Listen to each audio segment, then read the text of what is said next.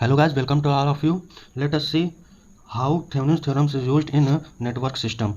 So suppose a linear circuit is given and this circuit composed of voltage source and current source and linear resistors, then we can convert this linear circuit into a equivalent Thevenin's circuit which contains a voltage source VTH and a resistance RTH. Suppose this linear circuit is connected through the load and AB is the connection point, then we can remove this load from here, then we calculate VTH of this linear circuit, RTH of this linear circuit, and after solving, when we find out VTH and RTH, we put it here in series and then load is connected at this terminal AB.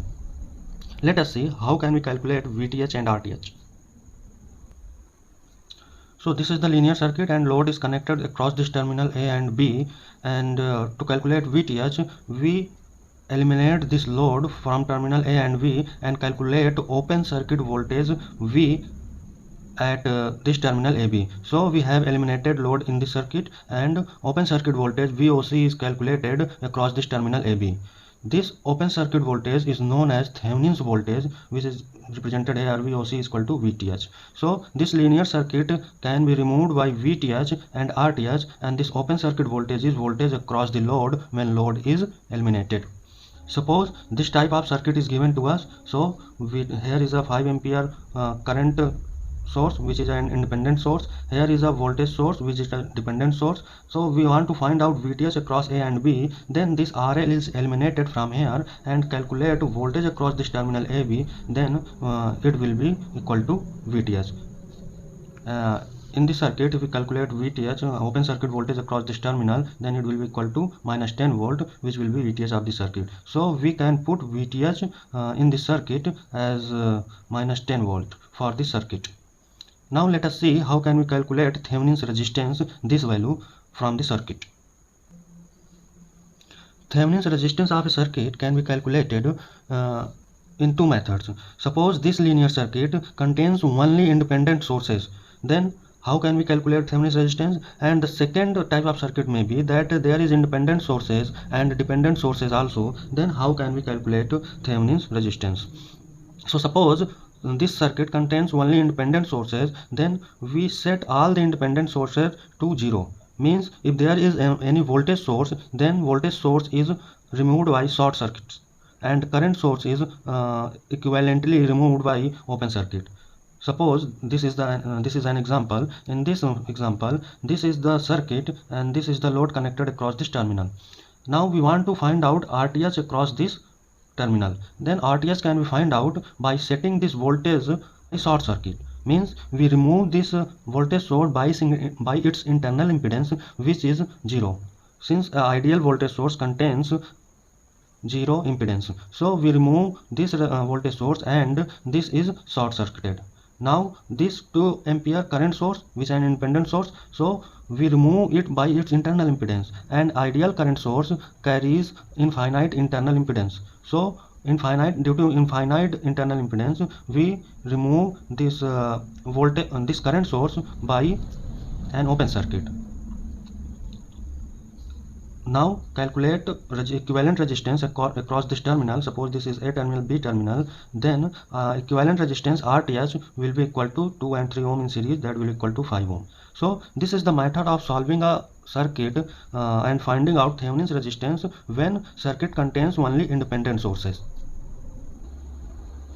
Now let's assume that this linear circuit contains dependent and independent sources both. Dependent sources, suppose this is the circuit, this is one of the circuit, this is the independent source at 10 volt and this is the dependent voltage source which depend on this current Ix of this branch. So linear circuit contains dependent and independent sources. For that, if we use two type of methods. Now suppose we are using method first, then method first is known as using test source.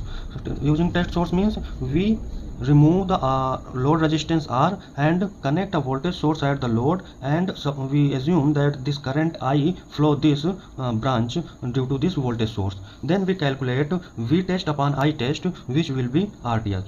So in this case, when we are using test source, then this independent source will be set to the 0. Means if there is any voltage source, then it will be short circuited, and if there is any current source, then it will be open circuit. So let's see this example. Here is a voltage source and here is a dependent voltage source. Now if we want to calculate RTH, then we remove this load and we connect voltage source here and current flow through it.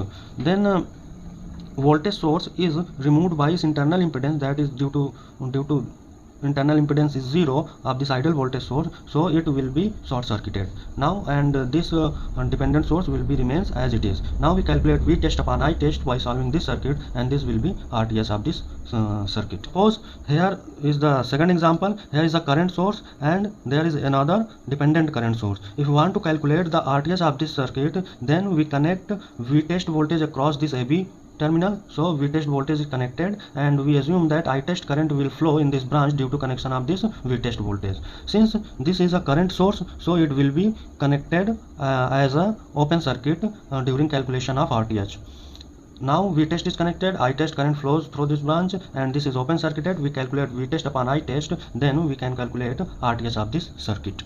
Here is example number 3. This is the circuit in which no independent voltage or current source is connected. All the sources is dependent. So this is the 3ix and this is the 0.01ix. So we have to calculate RTS across terminal A and B. Then we connect a voltage source V test and a current source I test here, and we calculate V test upon I test. Then this will be RTS of this circuit. All the dependent sources will be remain as it is given in the question.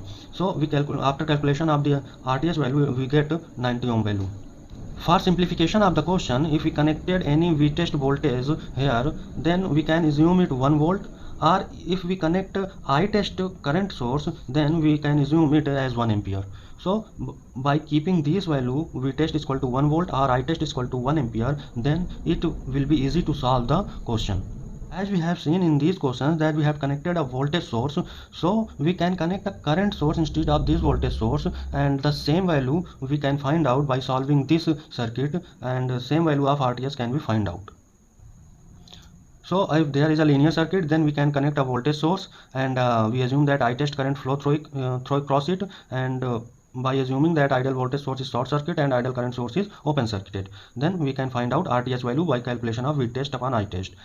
Instead of this, we can connect a test current source, that is I test, or we can assume it to 1 ampere for the simplification of the calculation, and voltage across this test source will be plus minus V test. This is the V test voltage source called this I test current source. So same as we have done here, that ideal voltage source will be short circuited and ideal current source will be open circuited. After calculation, we can find out RTS, that will be equal to V test upon I test. Now we will see the second method by which we can calculate the RTS when there is dependent and independent voltage sources connected to the circuit. So this is a dependent voltage, this is the independent voltage source. So in this case, what we do, we don't set independent source to 0, means voltage source is not connected by short circuit and current source is not connected by or removed by open circuit. The voltage source and current source will remain in the circuit, and we find out ISC current, that is short circuit current. So let's see how can we do. Suppose this is the circuit, and in this circuit we have to find out RTS of the circuit. So there is a load across terminal A and B, then we remove this load R, and for calculation of VTH, this load is removed and open circuit is assumed across this load. Now we calculate VTH across this terminal. So here we find out that this voltage source is connected as it is, and independent source is also connected. So after calculation at terminal A and B, we find out VTH voltage, that is open circuit voltage. And short circuit current can be found out at the load by considering voltage source as it is given in the questions and dependent source also. So we don't remove any voltage or current source from the circuit, and we calculate open circuit voltage at the load and short circuit current at the load. After calculation of VTH and ISC, we can calculate RTS by using this formula. RTS is equal to VOC by ISC or VTH by ISC. So in this method, we don't set this independent source to 0. Let's see how can we calculate VTH when there is no independent source is connected in a circuit. Suppose this is the circuit. We can see all the sources, that is 3ix or 0.01Vx. These are dependent sources. This current source depends on the current Ix, which flows in this terminal, and this current source depends on voltage Vx across this terminal. So there is no independent source. Type of case arises in the circuit that circuit contains only dependent source, means no dependent source is available. So VTS of this circuit will be 0 volt. In our next videos, we will see how can we solve questions by using Thevenin's theorem. So see you guys in next video.